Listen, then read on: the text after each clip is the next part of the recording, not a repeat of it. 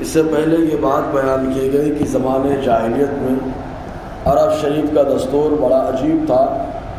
کہ جس عورت کے شوہر کا انتقال ہو جاتا اس کو شادی نہیں کرنے دیتے تھے، اس کے اخراجات بھی نہیں پورے کرنے دیتے تھے۔ اسی تعلق سے باتیں بیان کی گئی۔ ابھی جو آیت کریمہ ہے، اس آیت کریمہ کا معاملہ ایسا ہے کہ پہلے جس عورت کو طلاق دیا جاتا تھا اس کو ایک جوڑا کپڑا بھی دیا جاتا تھا۔ تو ایک صحابی حضور صلی اللہ علیہ وسلم کی بارگاہ میں آئے اور آنے کے بعد انہوں نے عرض کیا، اللہ کے نبی صلی اللہ علیہ وسلم، جس عورت کو ہم نے طلاق دے دیا، چھوڑ دیا ہے، اس کو ایک جوڑی کپڑا دینا یہ تو خالی مستحب ہے، تو میں چاہے دوں چاہے نہ دوں، یہ میرا اختیاری معاملہ ہو گیا۔ تب اللہ تعالیٰ نے آیت کریمہ نازل فرمایا، ارشاد فرمایا،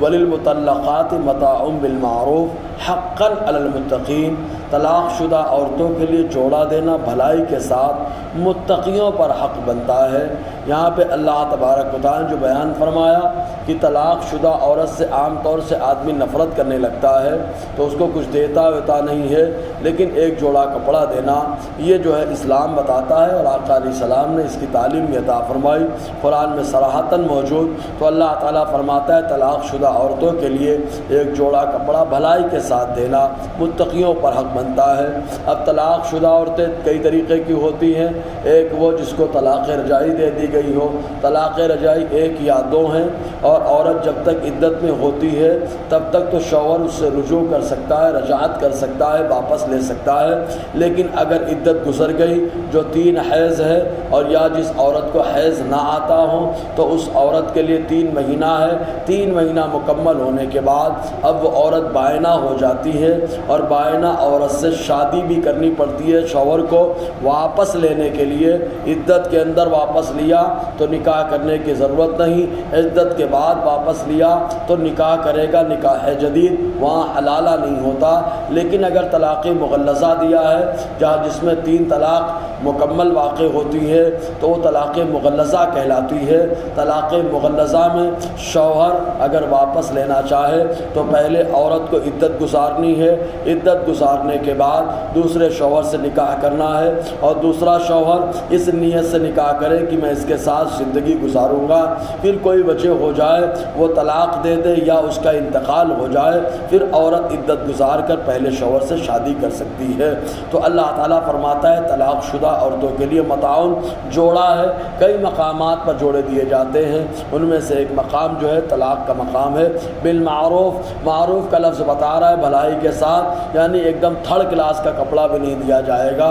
اور نہ بالکل اعلیٰ کلاس کا کپڑا یہ دینا واجب ہے، بلکہ یہ بھلائی کے ساتھ، یعنی معتدل، جس کو معاشرے میں برا نہ سمجھا جائے، ہر کوئی اس کو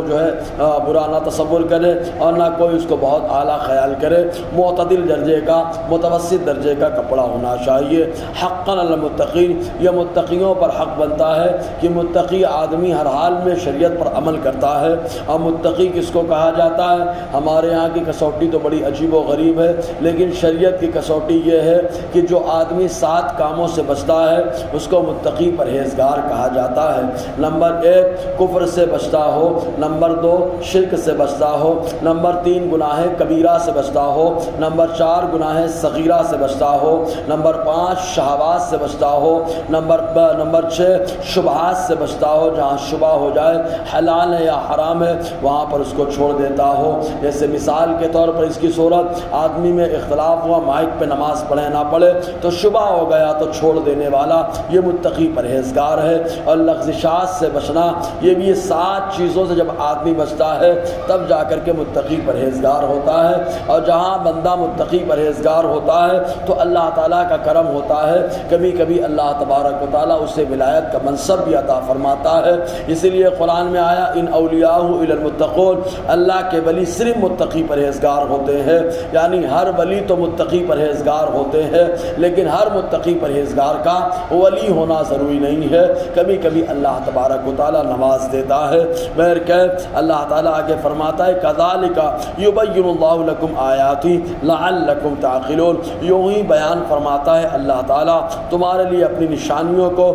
شاید تم غور کرو کہ اللہ تبارک و تعالیٰ کی قدرت کی بہت ساری نشانیاں ہیں۔ اب یہ آیت میں کبھی کبھی قرآن کی آیتیں مراد مراد ہوتی ہے اور کبھی اللہ تعالیٰ کی نشانیاں مراد ہوتی ہیں اور کبھی آیت کا لفظ بول کر کے حضور صلی اللہ علیہ وسلم کے معجزات مراد ہوتے ہیں۔ تو یہاں اللہ تعالیٰ کی نشانیاں اور یا قرآن کی آیتیں دونوں معنی لے سکتے ہیں۔ کذالک یوں ہی اللہ تعالیٰ بیان فرماتا ہے تمہارے لیے اپنی آیتوں کو تاکہ تم اس پر عمل کرو، لعلکم تعقلون، شاید تمہارے اندر کچھ سمجھ آ جائے، تمہارے اندر کچھ ہوشیاری ہو انشاءاللہ۔ اور آگے رہے گی گفتگو۔ اللہ تعالیٰ ہم سب کو فیضان قرآن برکات قرآن سے مالا مال فرمائے۔